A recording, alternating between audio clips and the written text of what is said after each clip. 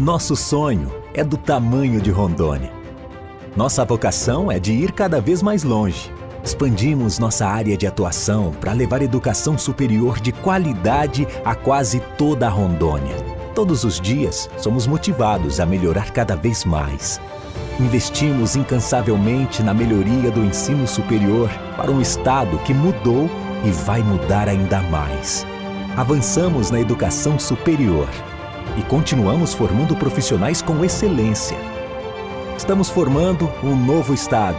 Nós somos a Finca Porto Velho, Finca Metropolitana, Finca Jaru e Finca Vilhena. E a nossa história é de ir cada vez mais longe. É a certeza de fazer as escolhas certas e saber onde se quer chegar. Grupo Educacional Aparício Carvalho, transformando o estado de Rondônia. Sua carreira pede. O mercado exige uma especialização. O diferencial para sua carreira você encontra na Finca. Pós-graduação e MBA em diversas áreas do conhecimento, saúde, administração, ciências, biológicas, educação, estética e agrárias. Acesse o site www.posfinca.com.br ou ligue 3217-8914 para mais informações. Não perca tempo. Turmas abertas. Pós-graduação Finca. Você se especializa e o mercado reconhece.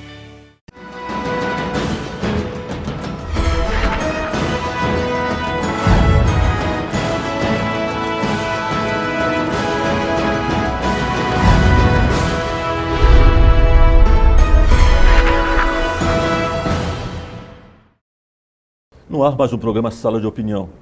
E hoje teremos um convidado muito especial, Paulo Roberto Ganassini. Ele é hematologista e professor da Faculdade de Medicina aqui da Finca. Seja bem-vindo, professor. Obrigado, eu que agradeço, doutor Aparício, é um prazer estar aqui. Olá a todos os ouvintes, todos os telespectadores aí.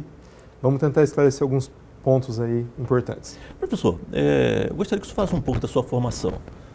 Sim, eu era de São José do Rio Preto, na verdade, da região de São Paulo, então acabou que eu fiz toda a minha formação lá.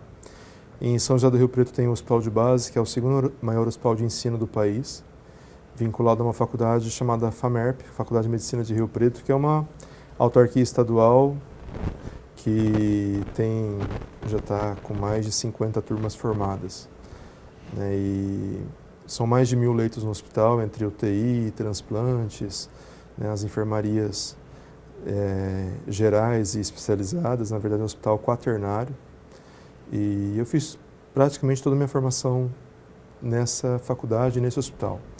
Fiz faculdade, fiz residência em clínica médica, depois eu fiz hematologia lá. Trabalhei por 5 anos como médico assistente do serviço, né, e com contato próximo aí a internos, residentes, na formação deles também.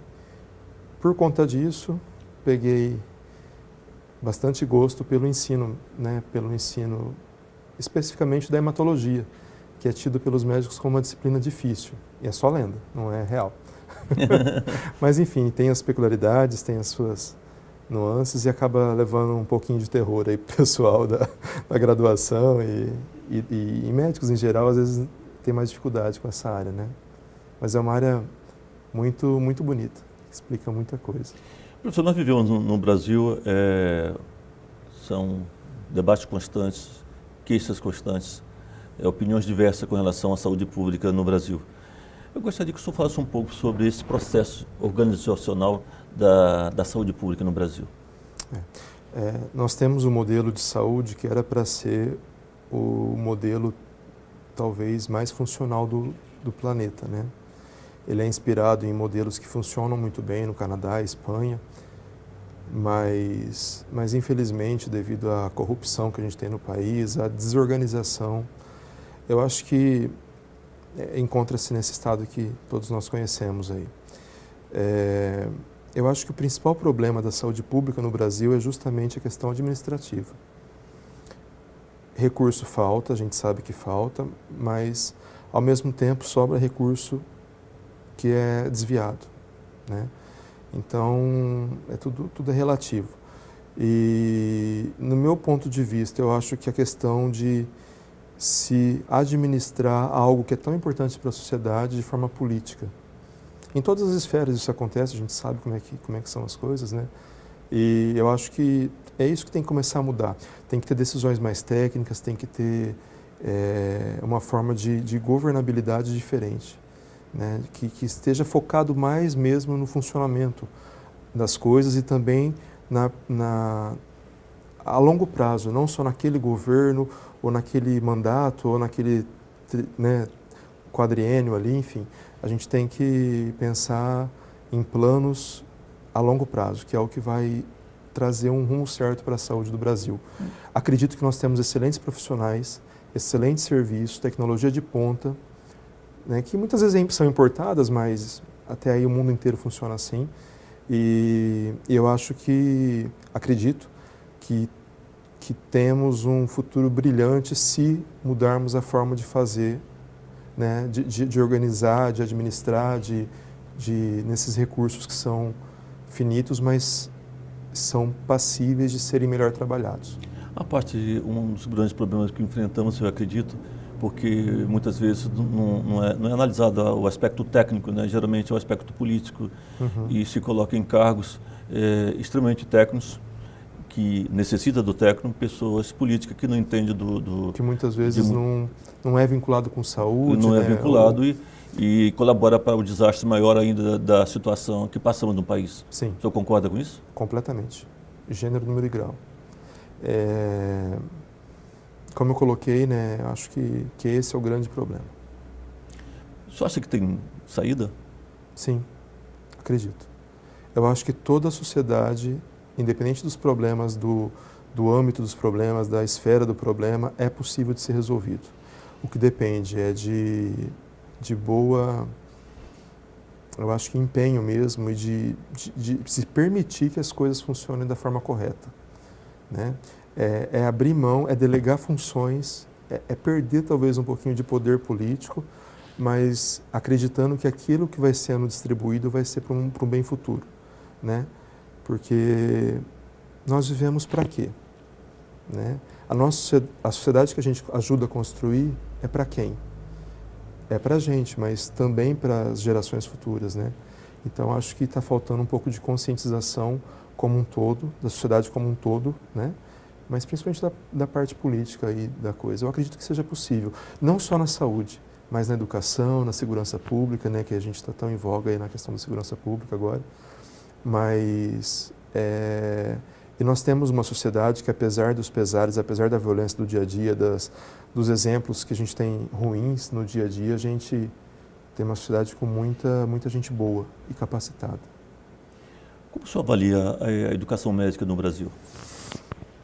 Eu avalio como reflexo de tudo isso que a gente está discutindo. Eu acho que tem instituições sérias que tentam melhorar no dia a dia a questão da educação como faculdade mesmo, como graduação.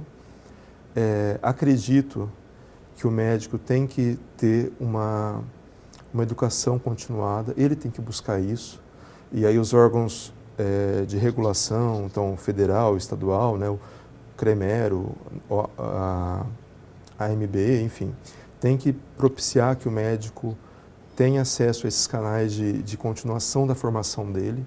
Eu acredito que a medicina, ela evolui, pelo menos na minha área, né, evolui muito rapidamente. E isso tem acontecido em todas as áreas, pelo que a gente vê, né? E o médico não pode terminar a faculdade e, tipo, sou formado, sou médico, não preciso mais estudar. As coisas mudam, tem mudado cada vez mais rápido, essa é a tendência.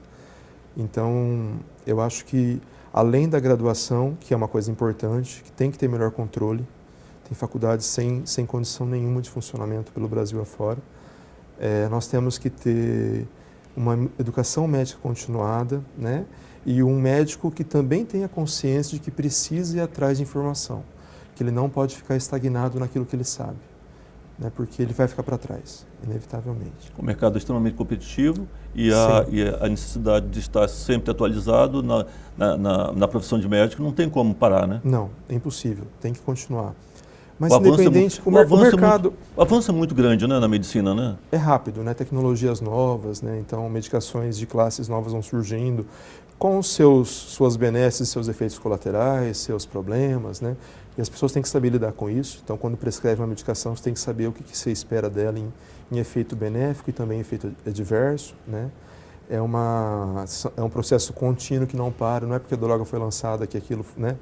E aí tem as novas tecnologias de anticorpos monoclonais, drogas para a parte oncológica, que são cada vez mais específicas, com menos efeitos colaterais e mais caras, né? Então, e aí a gente cai na questão da gestão de novo, né? Da judicialização da saúde, de alguns pontos importantes aí. Mas, enfim, eu acho que é importante aí o médico estar o tempo todo antenado e continuar estudando, porque independente do mercado, o mercado vai selecionar o bom profissional, isso é inevitável. Isso acontece com todas as áreas, né? Independente do número de profissionais aí, isso vai ter. Só que o médico, ao mesmo tempo, ele vai estar lidando com uma coisa que é muito importante, que é a vida. Então, o mercado seleciona, mas o plantão que ele pegou ali na periferia, né, numa unidade de pronto atendimento, numa unidade básica de saúde, que vai chegar um caso grave, às vezes, ele tem que saber lidar. E muitas vezes é um caso que é final de vida, né, que é um paciente oncológico, câncer terminal, é uma situação. Outras vezes é uma reação que é uma situação que é contornável. E nesse momento que tem que ter um bom profissional, né, que consiga ali contornar aquela situação e salvar o paciente, né, e não deixá-lo morrer. Então, por mais que tenha uma questão de mercado, né, metodologia, né, no caso financeira, eu acho que tem que ter também a questão de controle, enfim, de fazer com que esse médico vá atrás forçadamente, às vezes, até de continuar a sua formação, porque ele mexe com vida no dia a dia. E às vezes quem vai cair na mão dele não é uma pessoa que tem a questão do mercado para escolher qual profissional ela quer ir, né? Mesmo nós, às vezes, passando numa rua atropelado ou tem uma parada cardíaca, um infarto, enfim, vai para o serviço mais próximo, né? Então, a sociedade como um todo tem que se preocupar com esses pontos. Doutor, nós no dia a dia se nota em que nós, profissional médico, estamos muitas vezes, não a maioria, tem uma grande parte, esquecendo do contato com o paciente. Ele está muito mais no processo tecnológico, no computador, nos exames laboratoriais, esquecendo de conversar com o paciente, de se aproximar do paciente, né, de tocar no paciente.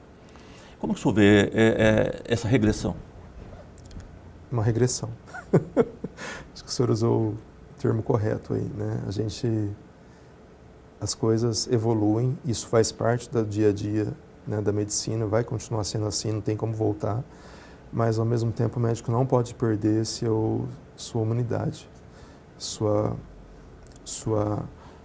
né, porque na verdade a medicina historicamente, lá do começo da medicina, era isso, né? Era o bom profissional, né? Era o ouvir, o examinar, o saber conversar, o saber chegar no paciente, ou quando tem uma notícia ruim, saber levar essa notícia para o paciente, ter empatia. Então a gente, como profissional, acho que tem que trabalhar, como professor principalmente, tem que trabalhar nos alunos para que isso seja feito de forma constante, seja levada, né, não pode ser algo no dia a dia. Automático, né? Não pode ser. A medicina não é ela não é uma coisa automatizada, né? Eu acho que a questão da empatia, da humanidade tem que ser automática, né? Mas a tecnologia não.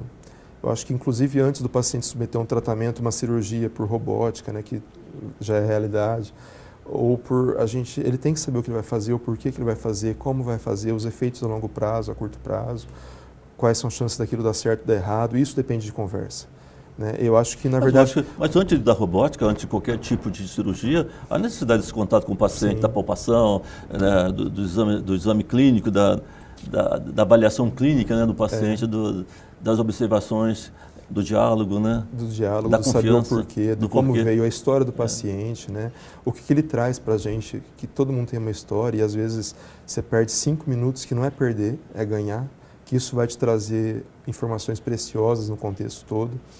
Então, nas áreas cirúrgicas, o pessoal cada vez tende a conversar menos, né? Nas áreas clínicas já é um pouco diferente. E eu, como clínico de formação, lógico que a hematologia é uma coisa mais específica, mas eu acredito muito nesse contato pessoal e acho que tem que perder um tempinho ali, tirando uma história bem tirada, fazendo o exame físico geral, né? Vendo vendo aquilo que é importante ali em cada situação. A dor, né, o sentimento e a ansiedade de chegar no consultório para fazer uma consulta, se o médico não quer ouvir o paciente, fica muito difícil dar um diagnóstico, né? E principalmente porque às vezes o paciente vem, né, na forma como a saúde está organizada, questão de diagnóstico precoce tardio, então às vezes o paciente vem numa escalada de atendimentos muito frustrantes para ele.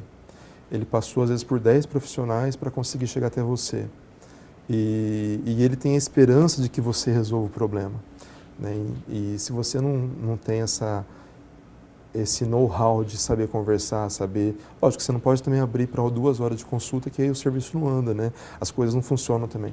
Mas se você não sabe direcionar a história, exame físico, né, saber acolher o paciente, dar o retorno que ele precisa, se torna muito complicado. Aí vem a situação que a gente vê hoje, né? Que é o profissional, acho que não só na medicina isso acontece, mas é o profissional cada vez mais valorizado. Não porque ele é tecnicamente ruim, mas porque ele não sabe justamente fazer esse link, né, humanitário aí, de atendimento e devolutivo.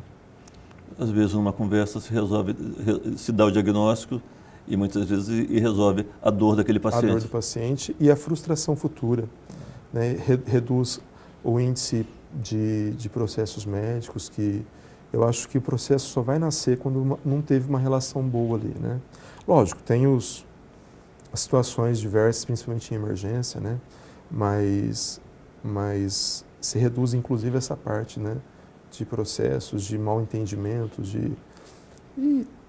mas a gente também não pode esquecer de que tem profissionais dos vários tipos, né? Lógico. Como em tudo no mercado, todas as profissões, e eu acho que isso tem que ser dito, porque o médico que tem esses itens que a gente avaliou, ele tem que ser valorizado, porque ele é diferenciado, né? E nós, como os professores da medicina, como orientadores dos futuros médicos, nós temos que colocar isso em sala de aula constantemente, né? A valorização. Reforçando isso, né? Porque é o que o aluno tem que sair levando, né? Vou fazer aqui um pequeno intervalo em sala de opinião e já voltamos falando sobre medicina.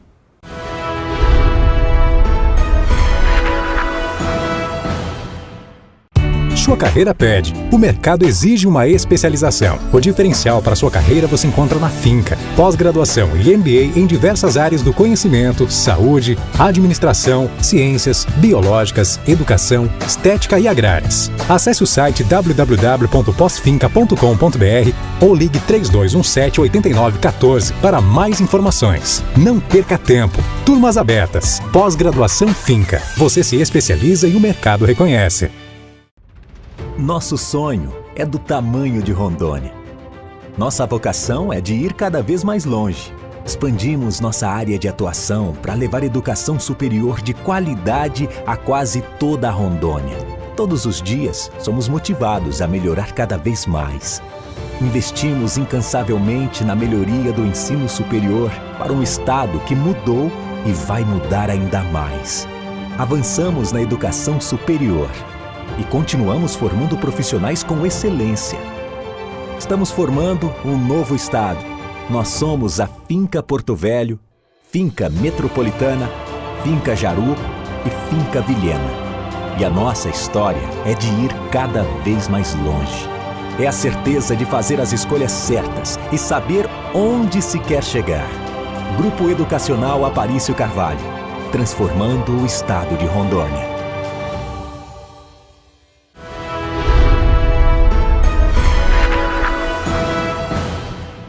Voltamos com sala de opinião, aqui com o Dr. Paulo Roberto Ganassini. Ele é hematologista e professor de hematologia da Finca, da Faculdade de Medicina da Finca. Professor, nós sabemos que a prevenção é tudo, né? A prevenção nos ajuda muito a salvar vidas. E a prevenção com relação ao câncer. Como que o senhor vê, como que o senhor analisa e tem salvado muitas vidas, os processos preventivos? Sim. Na verdade, quando uma coisa muito importante em todos os tumores é que quando é uma célula que perdeu o controle de reprodução do ciclo celular e que o sistema imunológico não está conseguindo detectar como problema. que nós produzimos células cancerígenas todos os dias, desde o nascimento. Só que nosso imunológico vai lá, detecta como problema, aquilo ali E deleta. se extingue, deleta. E então uma célula que nasce com potencial de conseguir sobreviver, reproduzir muito rapidamente e passar imune pelo sistema de defesa nosso, quer dizer, passar sem ninguém vê-la, é uma célula que vai dar problema. E com uma taxa de mitose muito alta, ela vai levando a sucessivos erros genéticos, né? Então, o diagnóstico precoce, na verdade, ele é importante porque a gente não dá tempo para que aconteçam erros cada vez mais graves em termos de ciclo celular e também na questão, principalmente quando for tumor sólido, não ter o que a gente chama de metástase, né? Que leva a uma sobrevida muito mais curta, um tratamento muito mais complicado. Extremamente dramático e grande parte da população brasileira ainda espera chegar a esse ponto, né? Foi tentado, né, com a lei dos 60 dias, né, do tratamento oncológico, que o paciente chegasse rápido no serviço de referência. Só que o problema é justamente que os médicos estão lá na ponta, às vezes, não pensam, não vão atrás, né, não conseguem ferramentas diagnósticas como uma colonoscopia, uma endoscopia ou uma tomografia rápido para fazer um diagnóstico mais precoce. Então, no Brasil, infelizmente, o paciente já chega com um estadiamento mais avançado, né, uma doença mais avançada e que, consequentemente, reduz as chances de cura, né, isso é inevitável. Associado aí, no caso, ao tratamento que a gente nem sempre tem acesso, o paciente nem sempre tem acesso, né, então a gente acaba não conseguindo boas taxas, como acontece em países mais desenvolvidos. Esse processo preventivo, por exemplo, na nossa região, uma região amazônica, uma região difícil, né, de muitas vezes pouco acesso a um tratamento, é muito mais dramático nessa situação. Sim. Isso acontece no Brasil todo, acho que né, a gente tem que ter isso em mente. Depende muito da condição sociocultural do paciente, da região que ele está envolvido. Então, por exemplo, o Paraná é mais desenvolvido que Rondônia. Mas depende de onde o paciente vai estar, né, do que ele tem de acesso à saúde, do que ele tem de acesso, como que ele se vê também, busca tratamento médico. E no Brasil, infelizmente, ainda tem essa cultura, né, da população não ter medo de médico, não querer ir no médico por medo de alguma coisa. Se descobrir a doença. Se descobrir a doença, e se descobrir uma doença grave, e ao mesmo tempo tem que ter a consciência de que não, que se tiver alguma coisa tem que descobrir precocemente. Então, tem que fazer exame periódico, tem que ter, nem que for fazer uma endoscopia uma vez a cada 2 anos, lá depois dos 50, 60 anos, né? Um exame de sangue, a parte de próstata, mulher com a mama, né? A questão pulmonar para quem é fumante, enfim. Tem que ter um trabalho de se pegar algum problema precocemente, né? Mas em Rondônia, especificamente, que o senhor perguntou, os pacientes tendem a chegar, pelo que eu já consegui ver de vivência, eles tendem a chegar com quadros mais avançados, sim.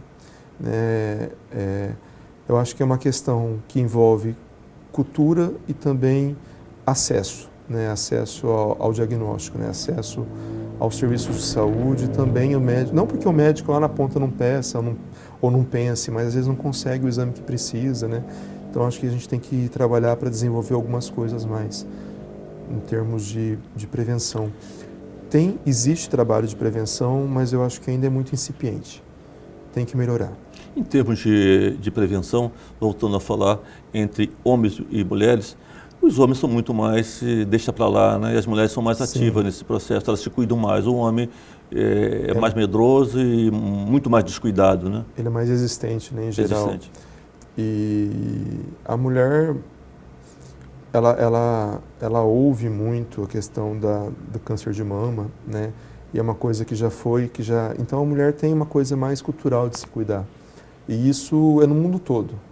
No mundo todo a mulher vive mais do que o homem, né? E o homem acaba deixando para lá, vai depois, né? Tem mais coisas importantes para fazer.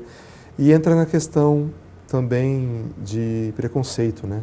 Que o câncer que mais mata homens no Brasil é câncer de próstata. Eu tinha um professor que ele falava que se o homem não morrer de nada, ele vai morrer de câncer de próstata, ele vai ter câncer de próstata.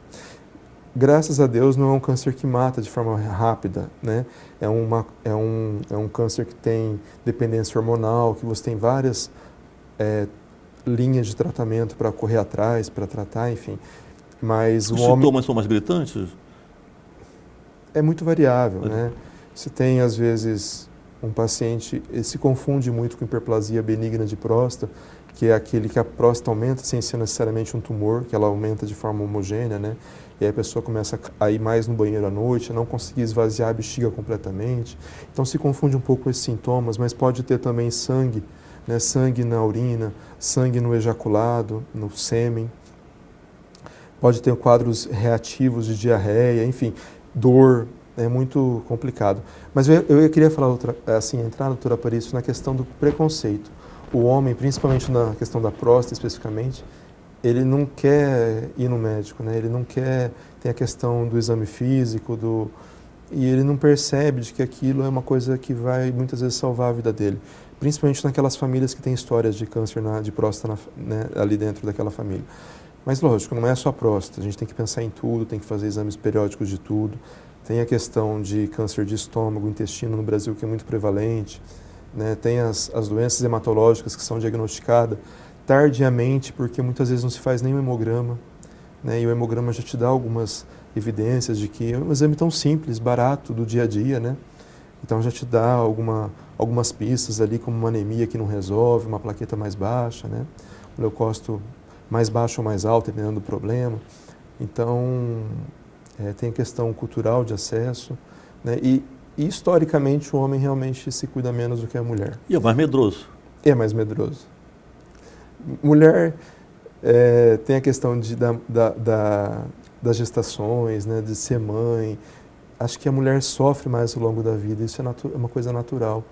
Então o homem acaba sendo mais medroso porque...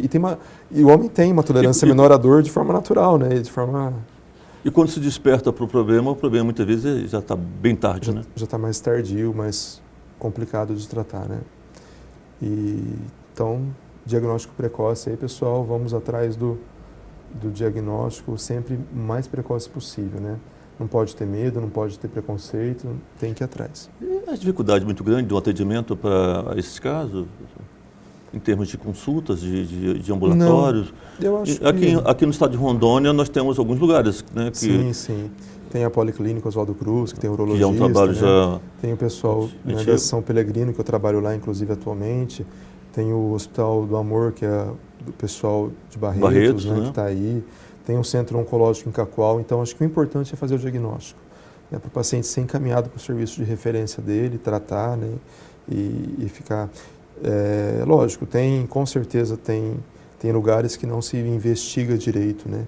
Às vezes o paciente vai, mas acaba não recebendo, né, uma correta avaliação. Isso todo lugar vai ter, né? Então acho que o paciente também tem que cobrar do serviço de saúde que faça, né, a investigação correta, que se preocupe aí em fazer a parte básica de rastreio de neoplasias para não ser uma coisa tardia. O que você diria para esses pacientes, para essas pessoas em que têm necessidade e relutam de fazer o tratamento? E muitas vezes esquece de fazer até o preventivo, sabe que tem um problema e não procura os profissionais. Eu acho que vocês aí que têm esse problema têm que pensar na vida. O quanto você quer viver, o quanto você gosta da vida, né? E tudo que está intrínseco a isso. Então, filhos, netos, você quer ver seu filho adquirir, né, o diploma tão sonhado, você quer ver seu filho chegar, né, a ser pai, a ser mãe, quer ver seu netinho crescer. Eu acho que isso que é importante. A gente se esquece de que essas pequenas ações vai ter impacto na nossa sobrevida, de que nós não vamos conseguir envelhecer. E é importante a sociedade envelhecer, né? Porque a pessoa mais experiente, ela vai trazer muita coisa importante, né, para os mais novos. Nós estamos conseguindo viver muito mais do que vivíamos, né? Então acho que é hora de ajudar, né, nessa... E de mudar a mentalidade, né? A gente tem que ir atrás de fazer o que precisa, fazer as coisas certas, sem preconceito, O mundo está mudando, né? E nós, como sociedade, se não mudarmos, vamos ficar para trás do mundo. A gente tem que pensar nisso também, né? Então, acho que...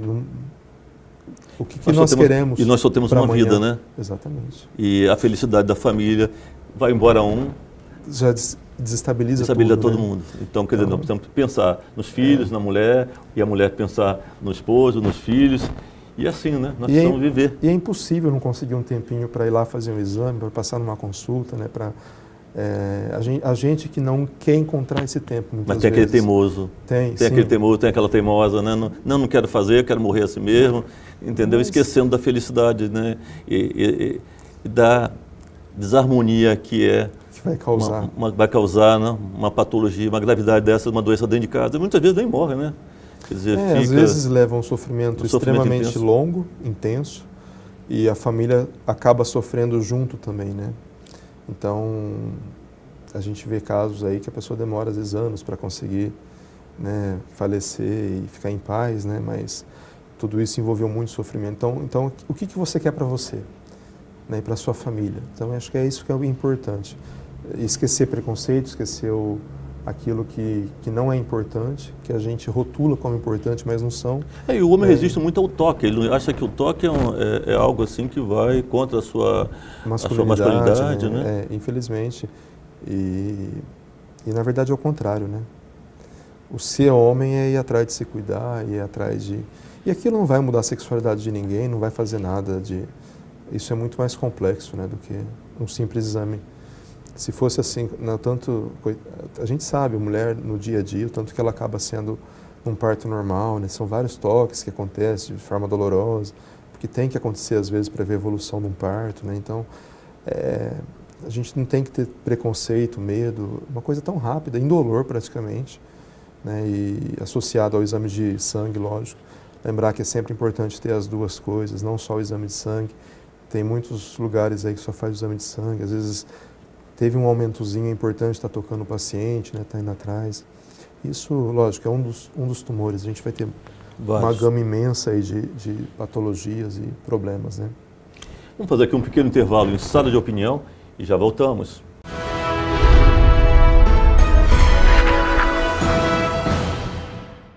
Sua carreira pede. O mercado exige uma especialização. O diferencial para sua carreira você encontra na Finca. Pós-graduação e MBA em diversas áreas do conhecimento, saúde, administração, ciências, biológicas, educação, estética e agrárias. Acesse o site www.posfinca.com.br ou ligue 3217-8914 para mais informações. Não perca tempo. Turmas abertas. Pós-graduação Finca. Você se especializa e o mercado reconhece.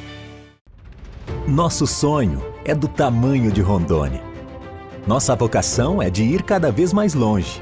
Expandimos nossa área de atuação para levar educação superior de qualidade a quase toda a Rondônia. Todos os dias, somos motivados a melhorar cada vez mais.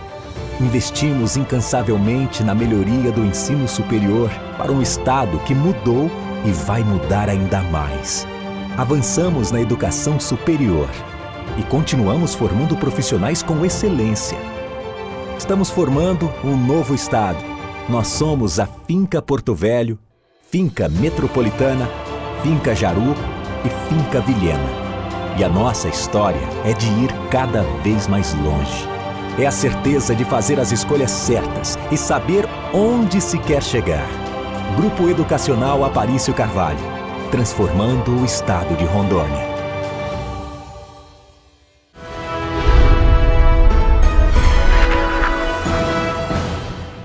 Voltamos com o Sala de Opinião, aqui entrevistando o Dr. Paulo Roberto, e ele é hematologista e professor de medicina da Finca. Professor, a hematologia do Brasil, como é que ela tem se comportado? Esse é um assunto, assim, ao mesmo tempo que a gente tem tido grandes avanços, eu acho. Tem cada vez mais serviços de ponta, serviços com transplante de medula, né, serviços bem organizados. Mas nós passamos por um momento aí de extrema dificuldade no que tange a acesso de medicações, de tratamento, né? Então, com a situação econômica do Brasil, a gente tem tido registro de algumas drogas importantes, mas ao mesmo tempo nós não temos acesso, né? Então nós fazemos tratamentos que já se não faz mais lá fora há muito tempo. Né, ou que faz de uma forma rápida e já evolui para para uma coisa mais específica e nós acabamos ficando mais tempo naquilo, dando uma abrasileirada em algumas coisas, né? Então, a hematologia é uma área que é desafiadora em todos os sentidos, né? Em termos diagnósticos, em prognóstico, então a gente tem que ter principalmente nas neoplasias, que são nos cânceres hematológicos, nós temos que ter um acesso a ferramentas que são muito importantes, então de citogenética, biologia molecular, que nós nem sempre conseguimos, né? E principalmente no mercado público, o mercado privado é um pouco mais fácil. Tem quem faça no Brasil, só que o custo é elevado, então acaba não tendo acesso público, né, a essas tecnologias. E a questão de acesso mesmo a medicações. Mas, por outro lado, a gente tem tido um desenvolvimento cada vez mais importante. É uma especialidade que é pequena, são aproximadamente 2.000 profissionais no Brasil, então das áreas médicas, aí, das especialidades médicas, é uma das menores, e porque é uma área que mexe com leucemias, linfomas, então o próprio aluno ou residente de clínica passa, ele acaba sofrendo junto com o paciente, então acaba não querendo aquilo para ele, né? Então tem esse lado, mas não tem como fazer medicina e não sofrer, né? Pelo menos se você tiver empatia, você não tem como fazer, né? Muito difícil. Acho que nós temos que encarar como um dom e uma forma de estar ajudando, né? E sabendo que a gente vai sofrer junto, mas que o que é importante é você levar até o final da vida uma situação de redução de dor, de sofrimento, né? Que é a questão do paliativo, aí, enfim, é morrer com dignidade, né? E isso é importante, muito importante na área oncológica, eu acho que é uma das coisas mais importantes que a gente tem na medicina. Eu acho que a medicina paliativa hoje tem realmente cada dia mais crescido, e tem que crescer, porque a população brasileira está envelhecendo, nós vamos viver e morrer, é natural, né? Faz parte da vida. Então, naquele momento que a gente precisa, a gente tem que ter mesmo acesso a isso tudo. Eu acho que não tem que sofrer para morrer, você tem que morrer em paz e tranquilo, né? Mas voltando, né, à questão da hematologia no Brasil, tem melhorado muito a rede de banco de sangue no Brasil, tem se criado novas políticas de sangue raro, de acesso aos programas de hemofilia, de fatores, né? Então, a gente não pode também só falar que nada é feito, as coisas são feitas, né? Mas na área oncológica especificamente, a gente precisava de um pouco mais de velocidade, de que as coisas fossem incorporadas mais rapidamente, né, nas esferas estaduais, federais, aí para conseguir trabalhar um pouco melhor. E hoje nós temos drogas aí que vêm, que num futuro próximo, que são fantásticas, né? Isso é o futuro, né? Eu acho que a hematologia, ela tem realmente avançado nesse sentido. Sim. Nós teremos uma outra hematologia no futuro. Nós temos, é a área que mais, junto com a oncologia, mas eu acho que um pouco mais rápido ainda, é a área que mais cresce em termos de velocidade e soluções futuras que já estão se tornando realidades no presente, né? Nós temos drogas aí que são específicas para determinada célula, né? Porque tem um anticorpo que se liga especificamente àquela célula. Com isso, a gente deixa de ter efeito tóxico da quimioterapia global, que é aquela quimioterapia sistêmica, que ainda é feita, né? Mas que leva a ferida na boca, queda de cabelo, né? Diarreia, porque, na verdade, está bloqueando o corpo como um todo, está combatendo o tumor, mas também está matando célula viável, célula normal. Então, as coisas estão cada vez mais alvo específicas. Nós temos aí como juntar já aquilo que eu falei no começo, que o sistema imunológico deixou passar um tumor. A gente tem como jogar moléculas que liga as duas células, a célula tumoral com uma célula de defesa, e ensina na força, né, o sistema imunológico nosso a combater uma doença. Nós temos como modificar receptores de uma célula T e infundir de volta no paciente. É como se nós ensinássemos o sistema imunológico lá no laboratório a combater aquele tumor, né? Lógico, são células que não vivem para sempre, então tem um efeito, é como se fosse ponte para um tratamento definitivo, de repente um transplante, né? Mas são coisas aí que vêm com uma velocidade extremamente alta e que já está chegando, já chegou na verdade, na maior parte do mundo.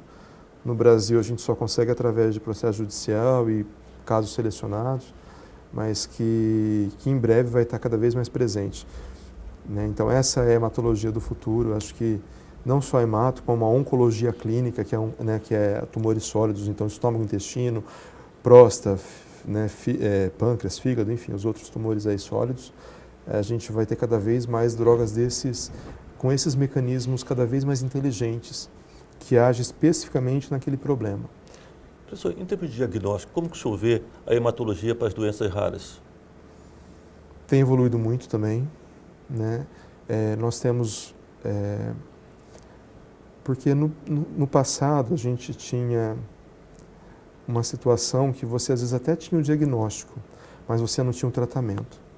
Porque a indústria farmacêutica não se interessava por coisas raras, né? Você vai desenvolver uma droga que custa às vezes bilhões de dólares para uma coisa que não vai ter poucos casos no mundo, questão de segurança, né? Às vezes é uma década para desenvolver uma droga. E esse conceito parece que vem mudando um pouco atualmente, né? Vem mudando bastante. Nós temos alguns laboratórios que têm trabalhado mais com doenças raras, né? E laboratórios grandes que trabalham com várias linhas de pesquisa, mas também laboratórios que só trabalham nesse nicho de mercado. E a gente tem tido aí algumas doenças raras que têm tido novas opções de tratamento e opções assim que são fantásticas, que mudam a evolução da doença completamente. Em doenças de depósito, em doenças do complemento, né? E outras coisas aí. Eu escutei recentemente um dado que eu achei interessante, que quando a gente fala em doença rara, nós temos que ter a consciência de que são muitos poucos casos no Brasil. Só que, ao mesmo tempo, são mais de 6 mil doenças raras catalogadas. E a hora que você junta todas essas doenças raras, é mais ou menos uns 8% da população. Então, aí entra na questão do custo, né? Então, uma droga é extremamente cara para ser desenvolvida, é uma década para passar por todas as fases clínicas de desenvolvimento. Tem a questão da farmacovigilância posterior ao seu lançamento também, mas então às vezes mudam alguma coisa de indicação, efeito colateral, isso pode mudar com o tempo, mas ao mesmo tempo a gente vai ter uma quantidade considerável de doentes aí no Brasil com doenças raras, das diferentes áreas, né? E uma coisa que eu sinto falta, que eu acho que tem que ser discutido, tem que ser levado, né? A senadora Ana Amélia até levou isso já algumas vezes, que ela é muito ligada à saúde, questão de formar um comitê, como acontece nos países sérios, dentro do sistema público de saúde para tratar de doença rara. Hoje o Senado e a Câmara dos Deputados já tem esse comitê, que acho que foi um grande avanço, né? Já tem um pouco mais essa preocupação, né? Mas a dificuldade mas é muito ainda grande. Está caminhando. Caminhando. Ainda é um embriãozinho que precisa melhorar, precisa crescer. O esforço que foi feito para a hemofilia no Brasil, que é raro, né? Mas foi só hemofilia.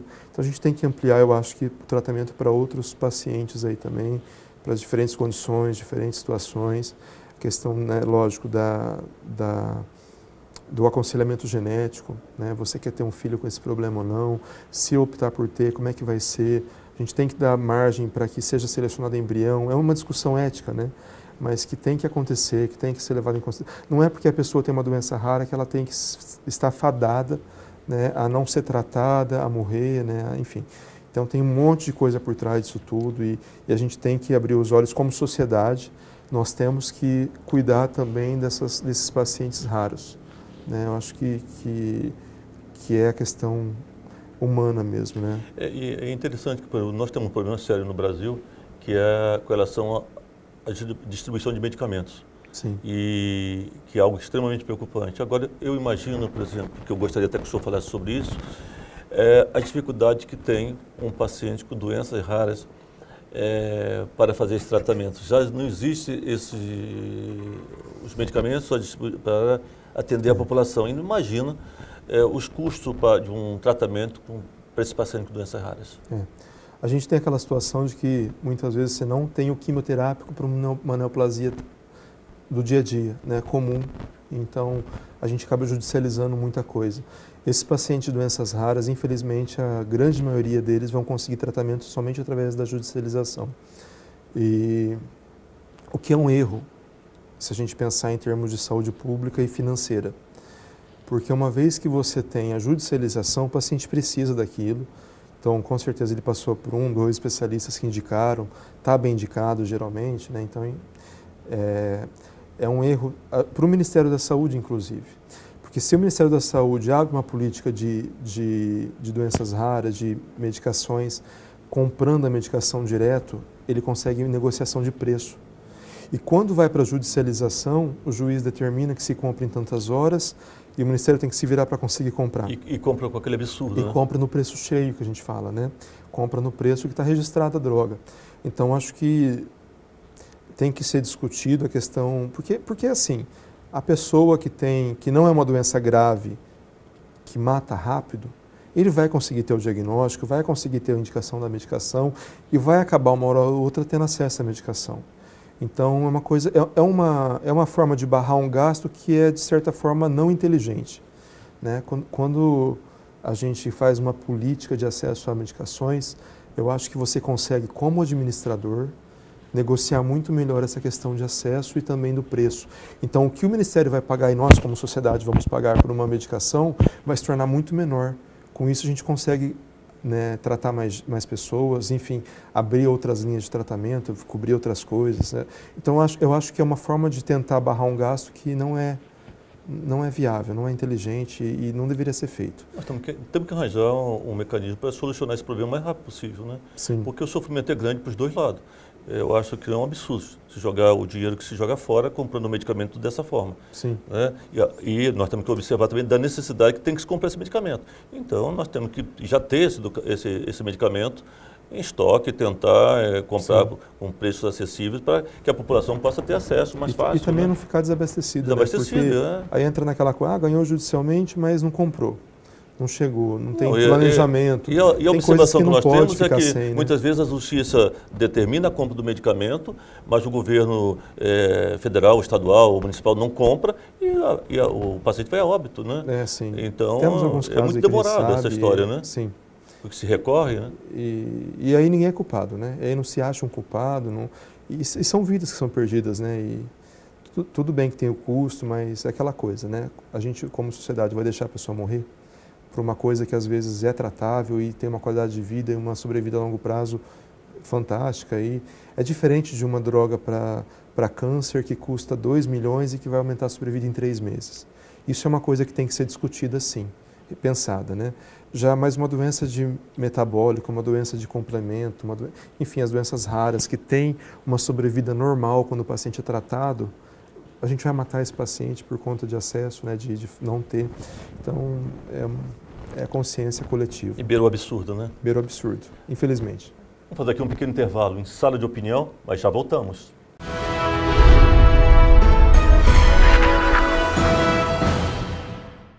Sua carreira pede. O mercado exige uma especialização. O diferencial para sua carreira você encontra na Finca. Pós-graduação e MBA em diversas áreas do conhecimento, saúde, administração, ciências, biológicas, educação, estética e agrárias. Acesse o site www.posfinca.com.br ou ligue 3217-8914 para mais informações. Não perca tempo. Turmas abertas. Pós-graduação Finca. Você se especializa e o mercado reconhece.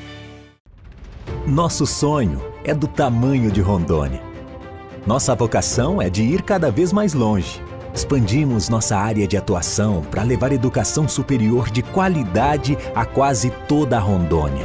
Todos os dias, somos motivados a melhorar cada vez mais.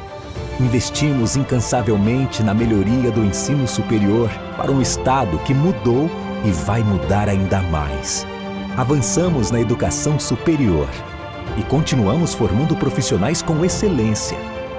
Estamos formando um novo estado. Nós somos a Finca Porto Velho, Finca Metropolitana, Finca Jaru e Finca Vilhena. E a nossa história é de ir cada vez mais longe. É a certeza de fazer as escolhas certas e saber onde se quer chegar. Grupo Educacional Aparício Carvalho, transformando o estado de Rondônia.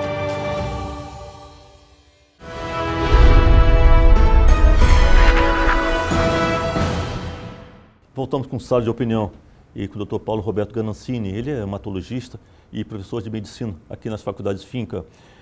Professor, um dos assuntos em que temos que discutir, falamos sempre com relação à valorização dos profissionais. A valorização do profissional médico. E uma das coisas que me preocupa e acho que nos incomoda muito é que muitas vezes esse profissional ele é culpado de tudo, né? As estruturas dos hospitais, das UPAs, né? Dos postos, pequenos postos de saúde, e não dão condições nenhuma para que esse profissional exerça as suas atividades. E ele é culpado, né? O médico, como sempre se coloca ele como principal cabeça do fracasso das gestões administrativas. O que nós podemos fazer, o que temos que fazer e como reverter esse quadro? Eu acho que a situação, na verdade, toda está... É aquilo que a gente caiu na questão de administração, né? De coordenação, e é justamente isso, é um sistema falido, que tem pessoas boas trabalhando, lógico que vai ter pessoas ruins também. Como todas as profissões. Como todas as profissões, né? E não só o médico, né? A gente vai ter uma desvalorização de todos os profissionais da saúde, né? Então, eu sempre falo que o médico não é nada sem a enfermagem, sem uma enfermagem capacitada, porque eu particularmente, na hematologia, né? A gente precisa que a enfermeira saiba precocemente identificar um paciente séptico, né? Com uma taquicardia, uma hipotensão inicial. Então, acho muito importante, eu acho que todos os profissionais têm que ser valorizados.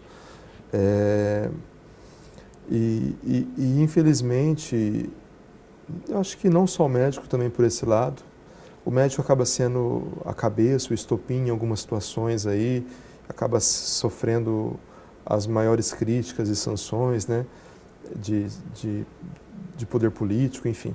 Mas nós temos que ter a consciência de que o sistema em si não funciona, né? E a gente tem que ter uma mudança desse paradigma, porque senão não vai entrar no eixo nunca, não vai resolver, né? E com o médico, com o psicólogo, com o fisioterapeuta, com o enfermeiro, com o técnico de enfermagem, com o farmacêutico que está lá na farmácia dispensando medicação e fazendo toda uma logística para que todo mundo seja atendido, né? E, então tem muita gente envolvida na saúde, a gente esquece das outras áreas aí, tem fono, tem tanta gente que está uma equipe, né? Uma equipe, né? Multiprofissional a saúde, e tem que ser. E nós não conseguimos trabalhar sem essa equipe, né? Exatamente. E, assim, a gente sabe que tem médicos aí que sofrem um pouco de resistência, principalmente o pessoal mais velho, que às vezes não entende a importância disso, né? Do multiprofissionalismo na saúde, mas isso tem que mudar também, acho que tem que... As outras áreas têm que batalhar, sim, por melhores condições de vida, de trabalho, de remuneração, de tudo, né? E infelizmente, a curto prazo, eu não sei se isso muda tanto, né? Mas a sociedade tem que entender que a valorização da saúde, do profissional de saúde, é o que vai fazer com que ela tenha melhores condições de acesso à saúde, de tratamento quando precisa, né? Porque se o profissional, né, ou os profissionais envolvidos não tiverem muito mais do que ganhar bem, né? Não estiverem acreditando naquilo que eles estão fazendo, as coisas não funcionam, as coisas não ficam exercidas de forma plena, né? Então é todo mundo que está envolvido, a gente sabe que tem muito problema aí, mas acho que a valorização tem que acontecer, mas pior do que está hoje, acho que não tem como ficar, porque a gente sabe a situação de que está vindo, né? A medicina antigamente era visto como alguma coisa de status, né? Ainda hoje tem um pouco disso, mas no passado a pessoa se formava médica, muitas vezes abria mão da residência, ia para o interior, fazia parto, cesárea, apêndice, né? E tinha um pouco de formação já mais cirúrgica, né, na faculdade, na graduação, principalmente lá nos anos 70, 80. E acabava que ia ganhar dinheiro e em 10 anos era uma potência econômica essa pessoa, né? Já era uma pessoa extremamente bem-sucedida. Hoje já é outra realidade, né? Hoje o médico está muito mais... Eu acho que o que vai fazer com que o médico seja mais reconhecido e ganhe um pouco melhor vai ser justamente tudo que a gente discutiu, né? A questão da humanização, do atendimento integral, né? E todo o sistema de saúde, né, vai ser melhor valorizado, mesmo sendo público, quando ele tiver uma boa gestão e um profissional multiprofissional também valorizado. Né? E isso, infelizmente, é o caminho contrário do que a gente vê no dia a dia. Professor, será que não está faltando por parte das instituições de ensino, desde o início, dar maiores informações, maiores orientações aos seus acadêmicos com relação à importância deles ser inseridos nessa equipe multidisciplinar, para que possam formar novas opiniões, novas posições? Sim. Eu acho que tem que ser falado isso também exaustivamente, ser bastante abordado ao longo da muitas vezes sai da faculdade achando que ele vai fazer a medicina sozinho, e não faz. Sim, não faz. Tanto que nos Estados Unidos, né, alguns países da Europa, o aluno de medicina ele não faz uma cadeira específica da medicina. Então ele não vai ter embriologia só com médico. Ele vai ter embriologia com todas as áreas das ciências biológicas que são envolvidas naquele processo. Né? E isso já acontece em algumas poucas universidades do Brasil, mas tem que ter isso. Na verdade, as pessoas são treinadas, né, ao longo da faculdade para exercer uma função. Né? E as funções são diferentes. Não existe superioridade ou inferioridade por conta disso ou daquilo. Acho que as pessoas elas têm que migrar para a área que elas acreditam que elas vão ser melhores, que elas vão prestar um bom serviço para a sociedade. Né? E no fundo é isso que importa. Uma pessoa que preste um bom serviço para a sociedade, que é útil para a sociedade, e independente de status. Né? E tem um status que a sociedade impõe que é uma coisa burra, na minha opinião, que não tem que ser assim. Que eu fico incomodado quando a pessoa, fulano, o doutor chegou, não sei o quê. Porque a gente nada mais é do que um ser humano que está ali para ter a nossa função social, mas também para ser uma pessoa individual, né? Para ser eu, Paulo, não o médico hematologista, ou acho que todo... Se perde isso, né? Se perde, e não pode, né? Então, a valorização da saúde, eu acho que passa por tudo isso. Tem que ter, sim, na parte de formação, né? Esse multiprofissionalismo, integração, não só na medicina, como nas outras áreas. A gente vê... Porque ainda existe um tipo de concorrência, né? Dentro das profissões, isso não pode ter. E do hospital, né? E aí chega o interno lá, a enfermeira não tem paciência com o interno porque atrapalha mais do que ajuda. E não tem que ser assim. Eu acho que tem que ter uma consciência de que todo mundo ali é importante naquela cadeia de cuidado, de atendimento, de responsabilidades diferentes, mas todo mundo tem sua responsabilidade. Já vi pessoas morrerem por erro médico, mas também pessoas morrerem por erro de administração de medicação, de troca de sangue, de tanta coisa aí que, né, a gente está mexendo com vidas, vacilo, né? Qualquer vacilo, e é muito fácil a gente perder uma vida, essa é a verdade, né? A vida é uma coisa muito frágil, né? A gente tem a impressão de que não, né? O pessoal aí não tem cuidado às vezes no trânsito, uma coisa ou outra, mas nós somos um pacote de proteínas, líquido e água. E um pouquinho de osso para sustentar tudo isso, né? E uma hora ou outra vai ter um problema, então às vezes uma situação, o paciente já está grave, um pequeno descuido ali, uma pequena intervenção pode levar a um problema, né? Até saiu uma pesquisa recentemente de que os problemas que acontecem na cadeia de atendimento, né? Que pode levar a aumentar o óbito, reduzir o óbito, enfim. E quanto mais saudável for todo o hospital, envolvendo todos os profissionais, isso passa pela valorização, melhor vai ser a saúde de um país, né? E, infelizmente, eu acho que a saúde do Brasil está na situação que está também por conta disso, da falta de valorização dos profissionais envolvidos. A pessoa não se sente motivada a ir trabalhar. Tem gente que cumpre 3 escalas de plantão, né, de enfermagem, médicos, e não tem como se dedicar, como estudar. A pessoa não consegue fazer isso, não tem condição, né? E a única forma que tem para sobreviver é fazendo isso, né?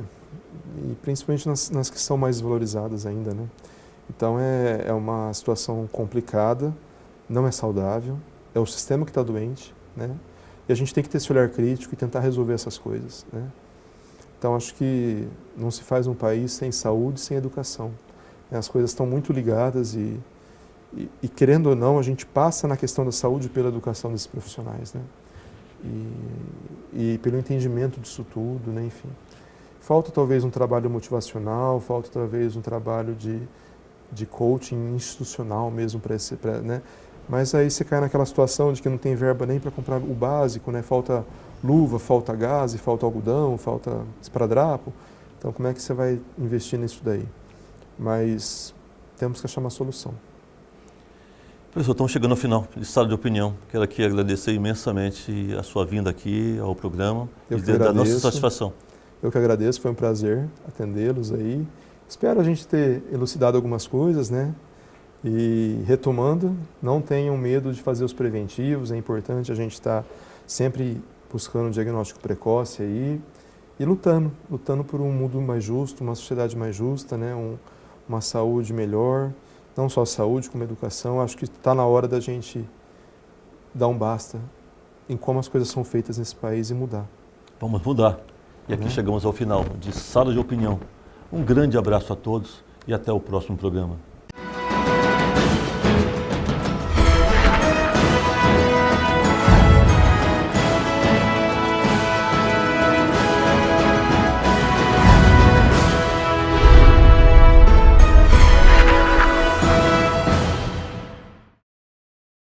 Sua carreira pede. O mercado exige uma especialização. O diferencial para sua carreira você encontra na Finca. Pós-graduação e MBA em diversas áreas do conhecimento, saúde, administração, ciências, biológicas, educação, estética e agrárias. Acesse o site www.posfinca.com.br ou ligue 3217-8914 para mais informações. Não perca tempo. Turmas abertas. Pós-graduação Finca. Você se especializa e o mercado reconhece.